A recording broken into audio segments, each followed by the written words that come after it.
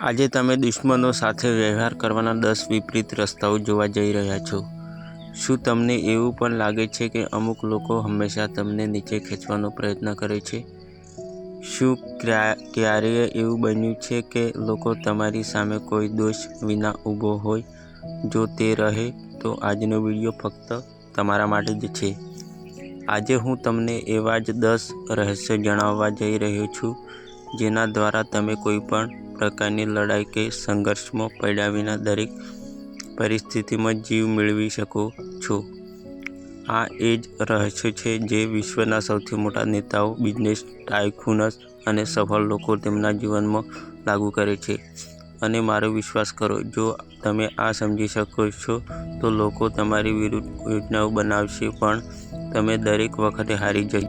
દરેક બિંદુ તમને એક નવો પરિવેશ આપશે, દરેક પગલું તમને વધુ શક્તિશાળી બનાવશે, અને સૌથી ખાસ છેલ્લો મુદ્દો એવો છે કે તમે તમારા વિચારને સંપૂર્ણપણે હલાવી દેશે. તેથી વિડીયોને અધવચ્ચે છોડશો નહીં, કારણ કે જો તમે છેલ્લો મુદ્દો ચૂકી જશો, તો એવું લાગે છે કે તમે આખી લડાઈ હારી ગયા છો. અને હા, વિડીયોને લાઈક કરીને હાઈપ કરો અને સબસ્ક્રાઈબ પણ કરો જેથી આવા વિડીયો સીધા તમારા મોબાઈલ સુધી પહોંચે. ચાલો શરૂ કરીએ. નંબર 1, તમારી શાંતિને તમારી સૌથી મોટી તાકાત બનાવો. યાદ રાખો, જે વ્યક્તિ સહજ પડે છે તે સાચો સિંહ છે. દુનિયા વિચારે છે કે જે મોટેથી બૂમો પાડે છે તે જ જીતે છે. પરંતુ સત્ય એ છે કે સાચી જીત તેની જ થાય છે જે અંદરથી ઊંડી વિચારે અને ધીરજ ધરાવતું હોય. જરા કલ્પના કરો કે કોઈ તમને ગુસ્સો કરવાનો પ્રયાસ કરે અને તમે માત્ર હસીને ચાલ્યા જાઓ. તો ખરી જીત તમારી કોઈની હતી, કારણ કે તમે જેની પર ગુસ્સે હતા તેના પર તમે તમારી શક્તિ વેડફી દીધી હતી, અને જેણે શાંતિ રાખી તેણે તેની શક્તિ બચાવી. શાંતિનો અર્થ એ નથી કે ડરપોક હોવું. શાંતિનો અર્થ છે તમારી શક્તિઓનો યોગ્ય સમયે ઉપયોગ કરવો. જેઓ શાંત પણ મજબૂત છે, તેમને દુનિયા આદર આપે છે. તેથી આગલી વખતે જ્યારે કોઈ તમને ઉશ્કેરે ત્યારે બૂમો પાડવાનું મન ન કરો. ફક્ત તમારા હૃદયમાં સ્મિત કરો અને વિચારો, શું તે ખરેખર મારી શક્તિની કિંમત છે? નંબર 2, તમારા મનને તલવાર કરતાં વધુ તીક્ષ્ણ બનાવો. લોકો મજબૂત બનવા, મલસ્મ બનવા માટે જિમમાં જાય છે, પણ ખરી શક્તિ મનમાં રહેલી છે. યાદ રાખો, તીક્ષ્ણ મન ધરાવનારને કોઈ હરાવી શકતું નથી. કલ્પના કરો કે કોઈ તમારી સાથે દલીલ કરવા આવ્યું અને તમે તેને ગુસ્સાથી નહીં પણ સમજણથી જવાબ આપ્યો. કોણ જીતશે? જેનું મન ઠંડુ અને તીક્ષ્ણ હોય છે. કારણ કે ગુસ્સો વિચારવાની શક્તિ છીનવી લે છે, પણ શાંતિ મનને વધુ શક્તિશાળી બનાવે છે, બુદ્ધિશાળી બનાવે છે. ઇતિહાસ સાક્ષી છે કે મહાન યોદ્ધાઓ તલવારથી ઓછા મનથી વધુ જીત્યા. જો તમારી પાસે યોગ્ય વ્યૂહરચના હોય તો કોઈ તમને માફ કરી શકશે નહીં. મારું મન કેવી રીતે તીક્ષ્ણ બનાવવું? દરરોજ કંઈક નવું કરવાનો પ્રયાસ કરો. પુસ્તકોને તમારા શ્રેષ્ઠ મિત્ર બનાવો. સ્માર્ટ લોકો સાથે વાત કરો અને સૌથી અગત્યનું, તમારી ભૂલમાંથી શીખો. ઝડપથી પ્રતિક્રિયા ન આપો. વહેલો વિચારો અને પછી જવાબ આપો. કારણ કે ખરી જીત એ છે કે જે આજે નહીં પણ આવનારા વર્ષો માટે ઉપયોગી છે. તો તમારી જાતને પૂછો, શું હું મારા મનને એટલો તીક્ષ્ણ બનાવી રહ્યો છું કે લોકો મારી વિરુદ્ધ કોઈ ચાલ ન કરી શકે? ત્રીજો નંબર ધીરજ છે. મહાન શસ્ત્રને યાદ રાખો, ધીરજ એ જ શક્તિ છે જે સમયને પણ તમારી તરફેણમાં ફેરવે છે. શું તમે ક્યારેય નોંધ્યું છે કે શા માટે સૌથી શક્તિશાળી લોકો તરત પ્રતિક્રિયા આપતા નથી? કારણ કે તેઓ જાણે છે કે ધીરજ એ વાસ્તવિક શક્તિ છે. કલ્પના કરો કે જો કોઈ તમને ગુસ્સામાં કંઈક ખરાબ કહે અને જવાબ આપવાને બદલે તમે માત્ર સ્મિત કરો, તો કોણ નારાજ થશે? મેં તમને ઉદ્દેશ કરવાનો પ્રયાસ કર્યો. લડ્યા વિના વિરોધીને હરાવવાની આ ધીરજની શક્તિ છે. ઇતિહાસ એ વાતનો સાક્ષી છે કે ધીરજથી વ્યક્તિ મોટામાં મોટી મુશ્કેલીઓનો પણ પાર કરી શકે છે. સતત વહેતી નદીને દરિયો પણ રોકી શકતો નથી, કારણ કે તે દરેક અવરોધોને ધીમે ધીમે તોડી નાખે છે. જાળા કેવી રીતે બનાવવું? દરેક પ્રતિક્રિયા પહેલાં 5 સેકન્ડ માટે વિચારો. કોઈપણ પરિસ્થિતિમાં દૂરથી જુઓ અને તમારી જાતને પૂછો કે શું તે 5 વર્ષ પછી આટલી મોટી લાગશે? ધીરજ ધરાવનાર વ્યક્તિ તેના દુશ્મનોને ધીરે ધીરે થાકી જાય છે. અને અંતે તે જીતે છે.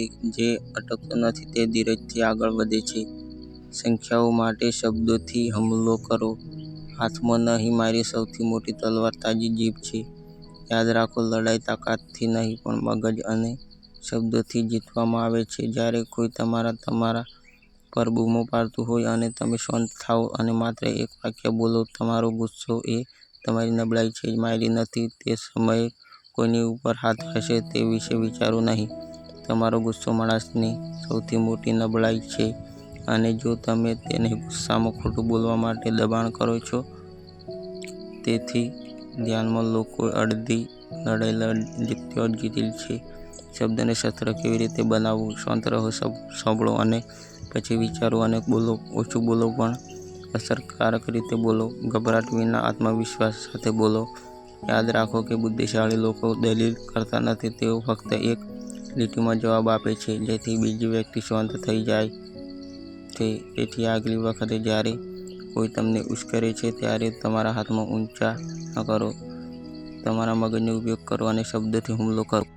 નંબર 5. શાંત મન ધ ગ્રેટેસ્ટ આર્મર, જેમાં તેણે પોતાના ગુસ્સાને કાબૂમાં રાખીને આખી દુનિયાને જીતી લીધી હતી.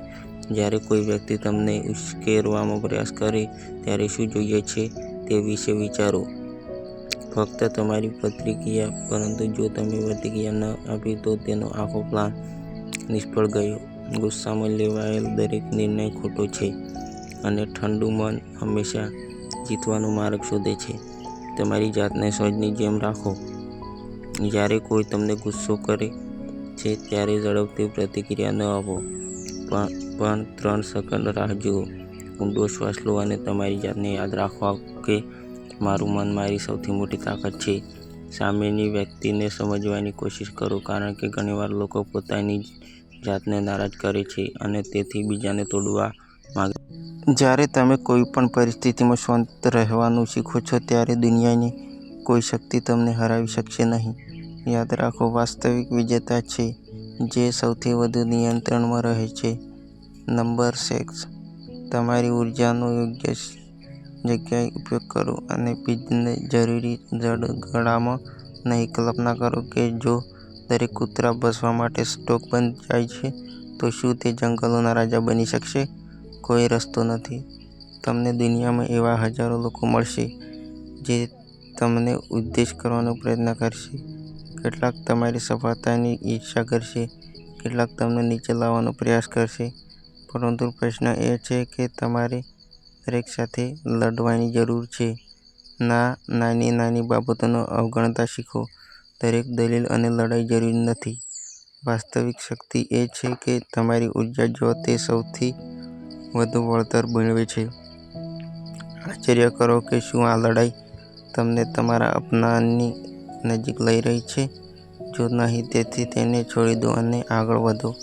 યાદ રાખો, સફળતાથી મોટો કોઈ જવાબ નથી. જે લોકો આજે તમને નીચું જોઈ રહ્યા છે તેઓ આવતીકાલે તમારા વખાણ કરશે. જ્ઞાની માણસ એ છે જે પોતાની શક્તિ અને સમય ત્યાં જ ખર્ચે છે જ્યાં વાસ્તવિક વિજય પ્રાપ્ત થાય છે. તેથી આગલી વખતે જ્યારે કોઈ તમને ઉશ્કેરે ત્યારે તમારી જાતને પૂછો કે નહીં. જો જવાબ ના હોય તો માત્ર સ્મિત કરો અને આગળ વધો. 7 નંબર. તેના મનને તેનું સૌથી મોટું હથિયાર બનાવ્યું. યાદ રાખો કે ઊંડા પાણી કોઈ અવાજ કરતું નથી અને વિશ્વનું સૌથી ખતરનાક હથિયાર તલવાર કે બંદૂક નથી, તેના બદલે મૌન છે. જ્યારે તમે દરેક પ્રશ્નનો જવાબ નથી આપતા અને દરેક દલીલમાં સામેલ નથી થતા, ત્યારે સામેની વ્યક્તિને એવું લાગવા લાગે છે કે તેના શબ્દો તમને સ્પર્શી પણ રહ્યા નથી. અને તે છે જો રમત બદલાય છે, દરેક વસ્તુનો જવાબ આપો. જરૂરી નથી કે ક્યારેય મૌન એ શ્રેષ્ઠ જવાબ છે. કલ્પના કરો કે લોકો તમારી પ્રતિક્રિયાની રાહ જોઈ રહ્યા છે અને જો તમે માત્ર એક નાનકડી સ્મિત આપો છો, તો તે સ્મિત તેમના માટે સૌથી મોટો જવાબ બની જશે. ઓછું બોલો, પરંતુ જ્યારે તમે બોલો ત્યારે અસરકારક રીતે બોલો. યાદ રાખો, જ્યાં સુધી હુમલો કરવાનો યોગ્ય સમય ન આવે ત્યાં સુધી સ્ટોક શાંત રહે છે. તમે પણ એવું જ બનો. મૌન સાથે દરેકને મૂંઝવણમાં મૂકે છે અને તમારા શબ્દો યોગ્ય સમયે કહો જેથી આખી દુનિયા સાંભળવા મજબૂર બને. 8મો નંબર. તેની સામેની વ્યક્તિને તેની ચાલમાં પરેશાન કરશે. એવું કહેવાય છે કે જે બીજા માટે જાળ બિછાવે છે તે ઘણીવાર પોતે જ તેમાં ફસાઈ જાય છે. જીવન પણ આવું જ છે. લોકો તમારી વિરુદ્ધ ષડયંત્ર રચશે અને તમને ઉશ્કેરવાનો પ્રયાસ કરશે, પણ ખરો ખેલાડી એ છે કે જે વિરુદ્ધને પોતાની જાળમાં ફસાવે છે. પ્રથમ પ્રતિક્રિયામાં આપશો નહીં. બસ જુઓ, સમજો અને યોગ્ય સમયની રાહ જુઓ. બીજી વ્યક્તિ અપેક્ષા રાખશે કે તમે ગુસ્સામાં ફાટી જશો, પણ જ્યારે તમે શાંત રહેશો તો તેનું સમગ્ર આયોજન ખોરવાઈ જશે.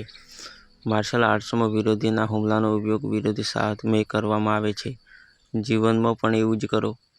જો કોઈ તમને બદનામ કરવા માંગે છે તો એવું કામ કરો કે તેનું સત્ય આપોઆપ બધાની સામે આવી જાય. અને યાદ રાખો કે સૌથી મોટો બદલો સફળતા છે. એવી ઊંચાઈએ પહોંચી ગયા કે જેઓ તમને નીચે લાવવાની કોશિશ કરી રહ્યા છતાં તે તમને સ્પર્શ પણ કરી શકતો નથી. તેથી આગલી વખતે કોઈ પગલું ભરો. ગુસ્સે થશો નહીં, ફક્ત સ્મિત કરો અને તેને તેની જ જાળમાં ફસાવા દો. નંબર 9. યુદ્ધમાં સૌથી શક્તિશાળી યોદ્ધા તે છે જેની આગામી ચાલ કોઈ ધારી શકતું નથી. જીવન પણ એક યુદ્ધ છે. જો તમે જીતવા માંગતા હો તો તમારા ઈરાદાઓ વાસ્તવિક ન બને ત્યાં સુધી છુપાવો. ઓછું બોલો, વધુ કરો. આયોજન તમારી પાસે રાખો. આશ્ચર્ય અવાજ ન કરો. કલ્પના કરો કે બે લોકો ચેસ રમે છે. એક પોતાની ચાલ અગાઉથી કહી દે છે અને બીજો ચૂપચાપ રમતા રહે છે. તો કોણ જીતશે? જે પોતાની યુક્તિઓ છુપાવે છે. જીવનમાં પણ આ વાત સાચી છે. લોકોને નાની વસ્તુઓ પર ધ્યાન કેન્દ્રિત કરવા દો, પરંતુ વાસ્તવિક રમતને પૃષ્ઠભૂમિમાં રમવા દો. કારણ કે જો બીજી વ્યક્તિ તમારી વ્યૂહરચના ન જાણશે તો તેને તોડી શકશે, પરંતુ જો તેને ખબર પડશે ન હોય કે તમે શું કરવા જઈ રહ્યા છો તો તે મુશ્કેલીમાં મુકાઈ જશે.